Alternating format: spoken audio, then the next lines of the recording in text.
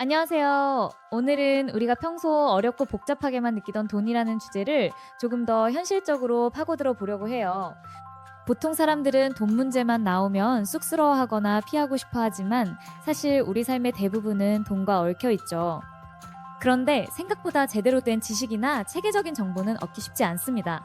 저 역시 처음부터 돈을 잘 다룰 줄 알았던 건 아니에요.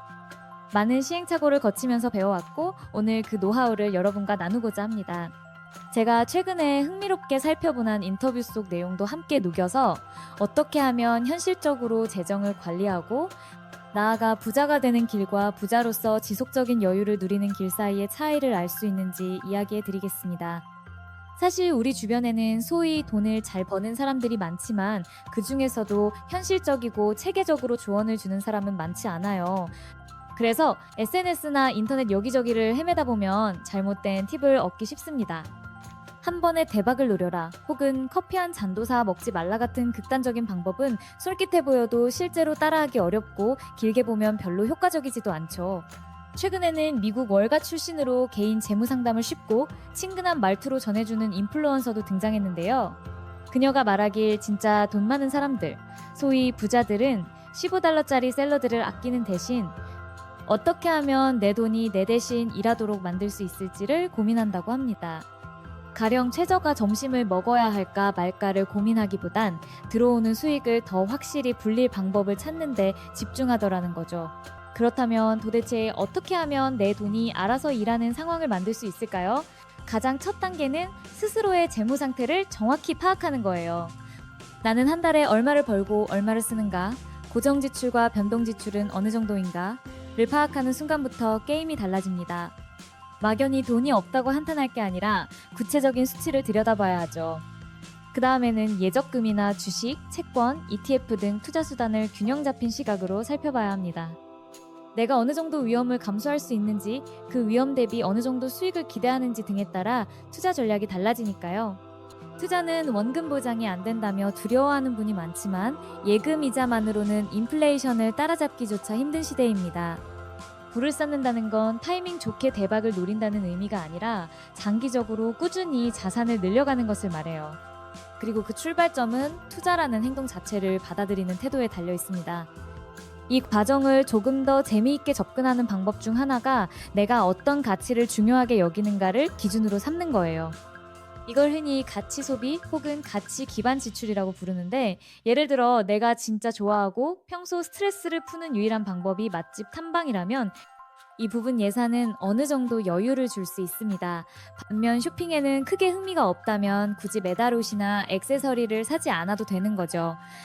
이런 식으로 자신이 정말 중요하게 생각하는 지출과 아니라면 줄일 수 있는 지출을 구분해 놓으면 상당한 금액이 절약됩니다. 그리고 이렇게 아낀 돈은 곧바로 저축이나 투자에 투입해서 돈이 스스로 증식할 기회를 열어주면 됩니다. 즉, 내가 즐겁고 의미 있다고 느끼는 데엔 과감히 쓰되 그 밖에 군더더기 소비는 잘라내는 거예요. 그러면 절약에도 불구하고 생활 만족도는 크게 떨어지지 않습니다. 이제 말 나온 김에 부자와 부유함의 차이를 짚어볼까요? 흔히 부자라면 텔레비전에 나오는 호화로운 생활을 떠올리지만 사실 단기간에 크게 돈을 벌었다고 해서 누구나 돈 걱정 없이 살 수 있는 상태가 되는 것은 아닙니다. 쉽게 번 돈은 쉽게 잃기도 쉽거든요. 반면 진짜 부유함이란 단순히 한 번 벌고 끝나는 게 아니라 시간이 흐를수록 자산이 스스로 불어나는 시스템을 갖췄다는 뜻입니다. 그래서 실제로는 평범한 옷차림을 하고 다니면서도 자산 관리를 철저히 하고 있어서 언뜻 보기에 티가 안 나는 사람들도 많아요. 보이는 것만으로는 판단하기 어렵다는 거죠. 이번 차이를 확인하면 돈 자체가 아니라 돈이 만들어내는 자유와 안정감이 진짜 부유함의 핵심이구나 하고 깨닫게 됩니다. 그러면 언제 내가 부유함을 체감하게 될까를 고민해 볼 수 있어요. 소소하게는 예전엔 매번 경유지를 바꿔가며 싼 항공권만 찾아 헤맸는데 어느 순간 이제는 직항으로 편하게 갈 수 있겠네 라고 선택하는 순간이 올 수도 있고요. 혹은 가족이 갑자기 의료비가 필요할 때 선뜻 지원할 수 있는 상황에서 내가 여유가 생겼구나 하고 체감할 수도 있습니다. 결국 부유함이라는 건 특정 금액이 아니라 선택의 자유도로 드러납니다. 내가 다양한 선택지를 가질 수 있을 만큼 재무적으로 뒷받침이 된다면 이미 꽤 부유한 상태일 수 있어요. 그럼 그 자유도, 즉 나만의 부를 측정해 볼 수 있는 재밌는 방법도 있어요. 흔히 FU 숫자라고도 부르는데 간단히 말해 더 이상 일하지 않아도 이자로만 살 수 있는 자산 규모를 의미합니다. 예컨대 내가 1년에 5천만 원 정도 있어야 생활이 가능하다고 할 때 그 금액을 0.04로 나눠서 나온 금액이 내가 목표로 하는 자산, 투자된 상태 규모가 되는 거죠. 여기서 0.04는 매년 4% 수익을 낸다는 가정인데 안전 추정치를 반영한 것이긴 해도 상당히 보수적인 편입니다. 지금의 금리나 시장 상황에 따라 유리해질 수도 있고요. 어쨌든 이 계산법을 통해 내가 매년 5천만 원이 필요하면 자산은 대략 이 정도가 돼야 완전한 경제적 자유가 가능하구나를 직관적으로 그려볼 수 있습니다. 하지만 이렇게 말하면 또 어떤 분들은 야, 그 큰 자산을 어떻게 모으냐 하고 바로 고개를 떨굴지도 모르겠어요. 그래서 한 번에 모아야지라는 극단적인 생각보다는 내가 지금 벌고 있는 돈 중에서 일정 금액을 반드시 투자로 돌린다는 원칙을 세우는 게 훨씬 현실적입니다. 이는 마치 쌓아 올리는 벽돌 공사와 같아요. 하루아침에 집 전체를 뚝딱 완공할 순 없지만 매일 일정한 횟수만큼 벽돌을 쌓으면 언젠가 벽이 완성되죠. 다만 이때 중요한 건 투자를 시작하자마자 곧바로 2배, 3배 수익이 날 거라 기대하지 않는 겁니다. 시장은 오르락내리락하기 마련이고 장기적인 관점에서 봤을 때 우상향하는 자산에 꾸준히 분산 투자하는 것이 핵심입니다.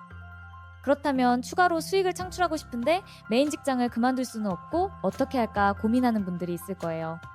흔히 말하는 사이드 허슬을 택할 때도 주의할 점이 있습니다. 진짜로 내게 수익을 안겨줄 수 있느냐가 가장 중요해요. 적지 않은 분들이 사이드 허슬을 시작한다고 해놓고 막상 준비 비용이나 시간, 교통비 등에서 더 많은 지출을 하게 되면서 본업까지 지치게 만드는 경우가 있어요. 차가 없는데 차를 할부로 사서 배달일을 뛰거나 이미 일정이 꽉 차 있는데 또 다른 사업에 뛰어들어 건강을 해치는 경우도 그렇습니다. 진입장벽이 낮은지, 내 생활 패턴과 무리 없이 어우러지는지, 오래 지속할 만큼 내가 흥미를 느끼는지를 꼼꼼히 따져보면 훨씬 좋습니다. 그리고 이 모든 재무계획의 기초에는 예산이 있습니다. 많은 사람이 예산이라는 단어를 듣는 순간 힘들고 지루한 느낌을 받아요. 하지만 사실 예산은 돈을 함부로 못 쓰게 막는 통제도구가 아니라 내게 진짜 중요한 것에 집중 투자할 수 있도록 도와주는 설계도에 가깝습니다. 엄격하게 규칙을 세워서 몰아붙이기보다는 내가 애정을 느끼는 분야엔 확실히 투자하고 그렇지 않은 곳에서 줄인 돈을 또다시 투자로 돌리는 식이죠. 이런 식으로 접근하면 오히려 내가 정말 좋아하는 걸 더 즐기기 위해 예산을 활용한다고 생각하게 돼요. 예컨대 누군가는 여행을 위한 예산을 충실히 하고 대신 외식 비용을 최소화할 수도 있고요. 또 누군가는 자기 개발에 투자하는 걸 우선으로 하고 사치성 소비는 아예 배제할 수도 있습니다. 한 달간의 자유재량 지출 예산을 정해두는 것도 방법이고요. 중요한 건 돈을 쓰되 왜 쓰는지 아는 상태를 만드는 겁니다. 이처럼 지출 구조를 명확히 하다 보면 삶의 질은 유지하면서도 투자에 쓸 수 있는 돈이 점차 늘어나게 돼요. 처음에는 크지 않더라도 이 원리를 1년 이상 꾸준히 반복하다 보면 상상 이상으로 꽤 큰 투자금을 굴릴 수 있게 됩니다. 그리고 그 돈이 시간이 지날수록 점점 나를 위해 일해주죠.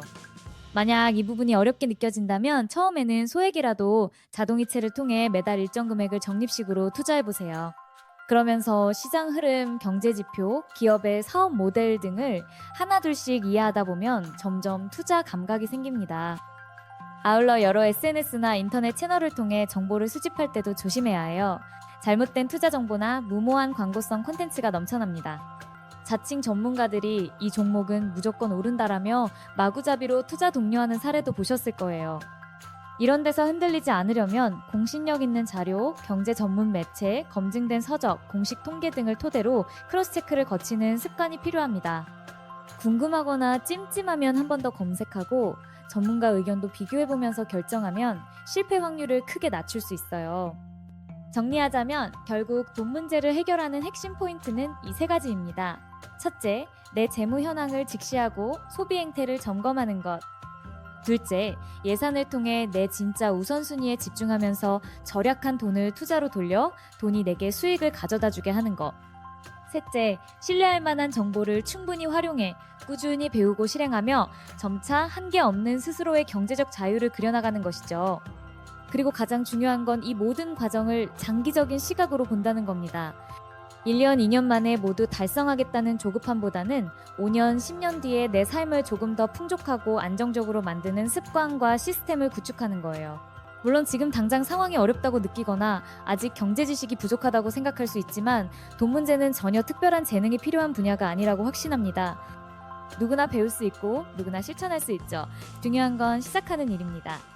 딱 오늘부터 내 소비를 한 번이라도 적어보고 한 달에 10,000원이든 100,000원이든 소액이라도 투자 계좌에 넣어보자고 결심하는 게 출발점이에요.